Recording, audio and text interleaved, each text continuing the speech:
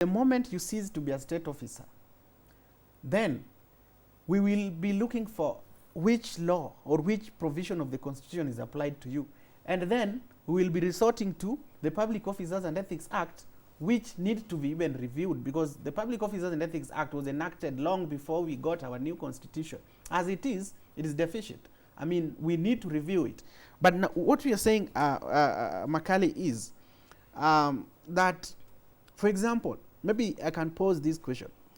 What happens when a women rep elected to parliament changes her gender?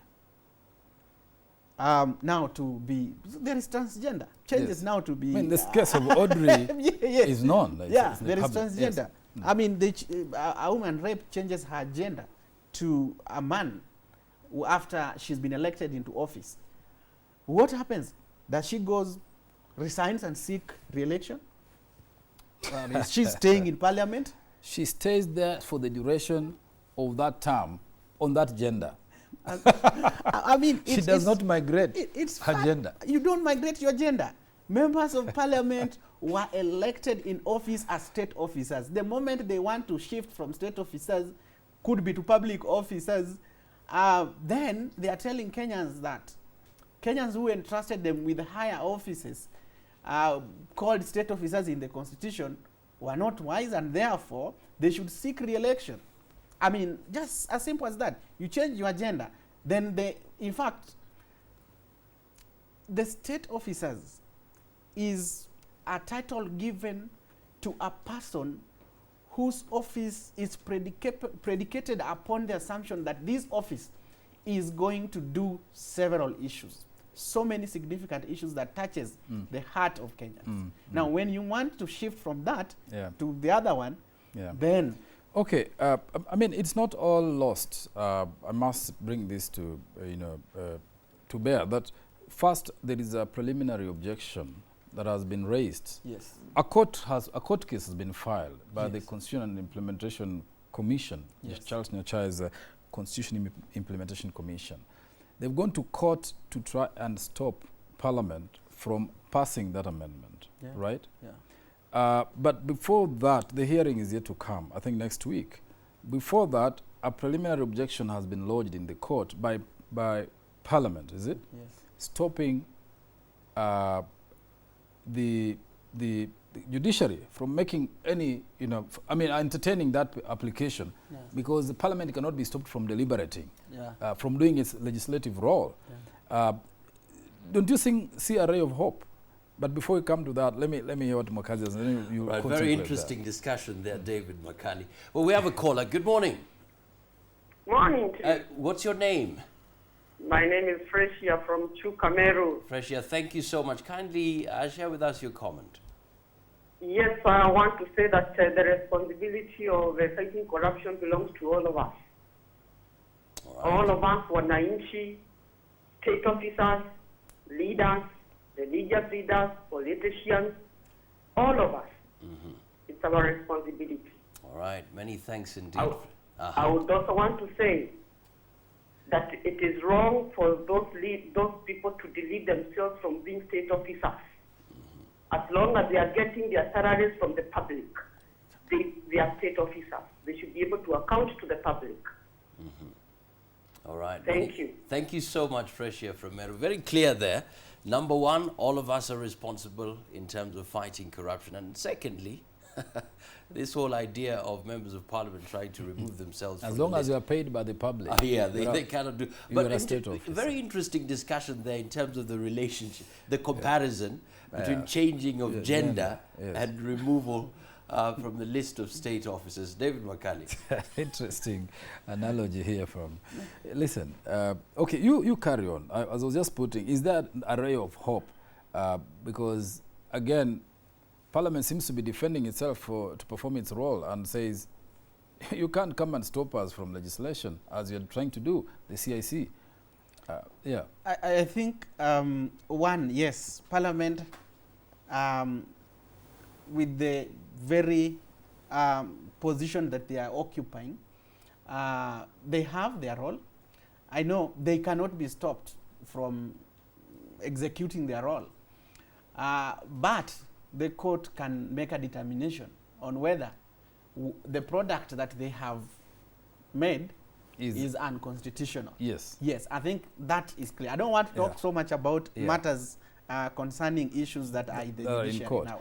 Well, the thing is that the CIC has gone to court to say, one, the public has not been given enough time to participate as required under the Constitution. Yes. That public participation in legislation, in administrative decisions is paramount. Yes. And that is the reason that I said this thing was passed, taken to the House, published in the Kenya Gazette, during which people were preoccupied with Westgate and other things. Exactly. So attention was not focused on that bill. And perhaps that's why it's important for us to use the opportunity to tell the public what is coming and what is likely to affect them.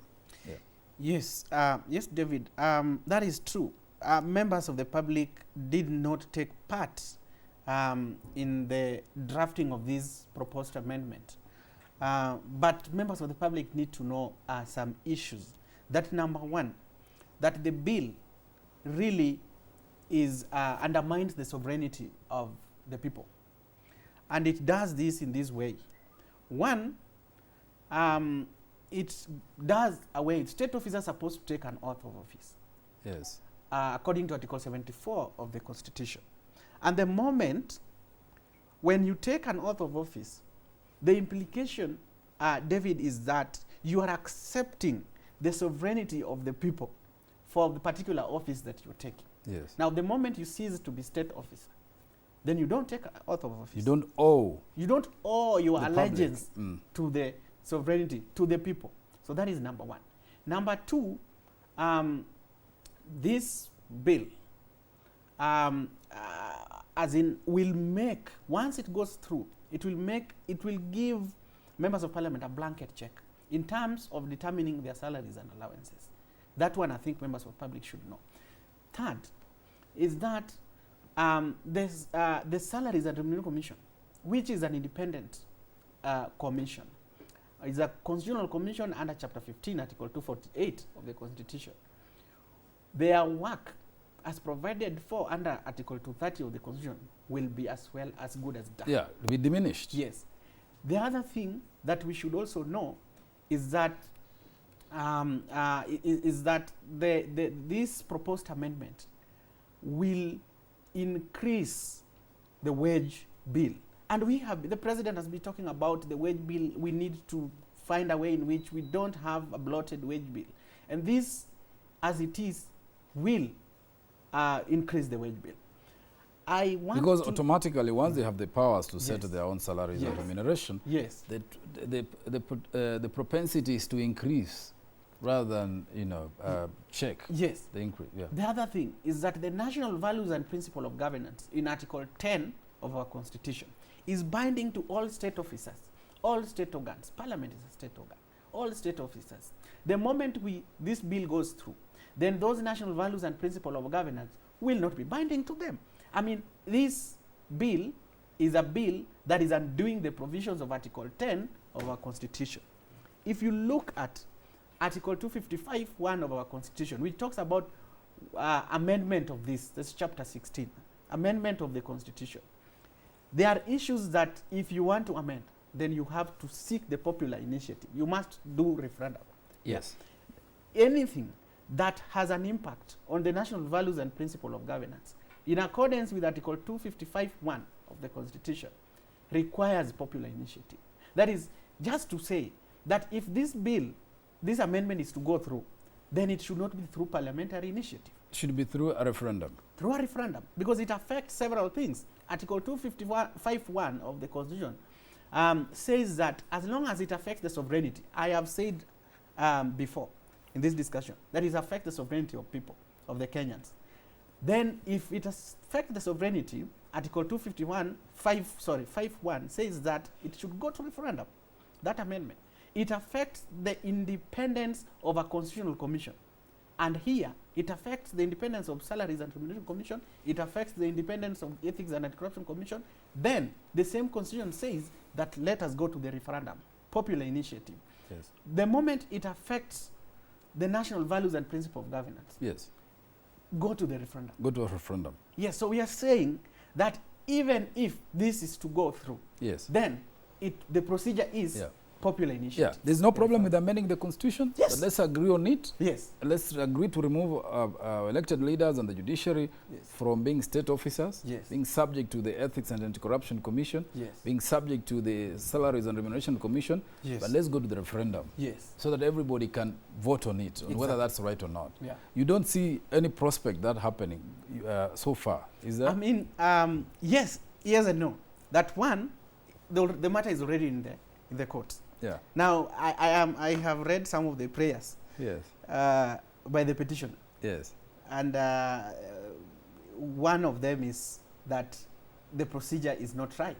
So if that is a prayer that the court can grant, then that's where it should go. It will end there. Then that's where it should go. But we are saying that if you do your analysis of the proposed amendment bill, David, it affects several provisions from Article 1 of the Constitution of Sovereignty, Chapter 6, 73 to 79, to 80 of the Constitution. The chapter on representation, it affects the chapter on public service, Article 232. Okay. Yeah. I mean, I guess the dimension that we want to really look at is how it affects or it's likely to undermine the fight against corruption. Exactly. If this amendment carries through. Yes, it affects the fight, and in fact, that is our greatest concern, that it affects the fight against corruption. Number one, when you make their mandate or the function of the Ethics and Corruption Commission moribund by one, because their work is to look at, see the enforcement of the provisions of Chapter 6. The moment Chapter 6, and let me tell you, Makali, when the Leadership and Integrity Act was being drafted, there were consideration of it being called State Officers Act. Yeah, because it was made for the state officers. Yes. Yeah. And remember, it was the whole of Chapter 6. Look at the whole of Chapter 6. Maybe you need to just touch on what Chapter 6 says and why it's crucial. Yeah. For me, as in the letter of and the spirit of the provision of Chapter 6 of the Constitution, one, it's supposed to look at the integrity threshold required of a leader. Yes. To hold a public office. Hold a public office. Yes. That is one. You need to, yes. That integrity threshold is looked at by the provisions of Chapter 6. Number two, it gives the EACC the mandate. It gives, because it is through Chapter 6, Article 79, that EACC is established. Yeah. Yeah. Article 79. Yeah. Yeah, that EACC is established. Yeah. So the moment we start interfering with the provisions of Chapter 6, we are telling EACC that we don't want you to work well. Yeah. Yes. Yeah. It's either you be there and salaries. We'll come back to you just to tie up before we finish on the implications of that amendment on the fight against corruption and why it is not healthy for the nation. But first, Mukazi, what's up? Right, many thanks indeed, David Makali. Of course, your comments are coming in relation to the question, who is responsible in the fight against corruption? Merengugi from Kasarani says, in corruption there is a giver and a receiver. Both should be responsible. And then another one says here, this is somebody says here, it is the head of state who should rid himself of corrupt elements around him. Okay.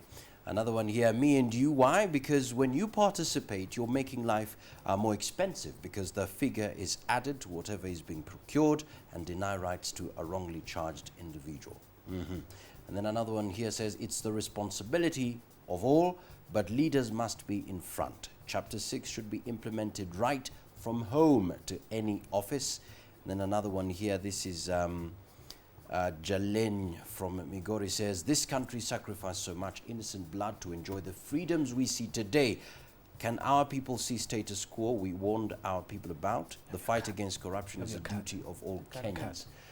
Perhaps a general question that arises is, if at all members of parliament are really serious about moving this amendment of Article 260 and they succeed, what can the citizens do if at all they pass it? But before we move on, let's look at some of the comments as well from Facebook. We have Merengugi says, in corruption there is a giver and a receiver. Both should be responsible. We have another one here. Everybody of us must fight corruption and not practice it. If you need something in an office, they need kidogo. If nobody gives it, we'll stop. It will stop.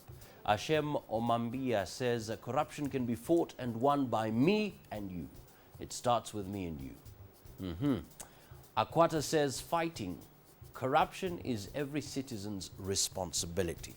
So thank you so much indeed for those comments. So generally, what if the members of parliament succeed in removing their names from the list of state officers? You've talked about a referendum, but what if they succeed?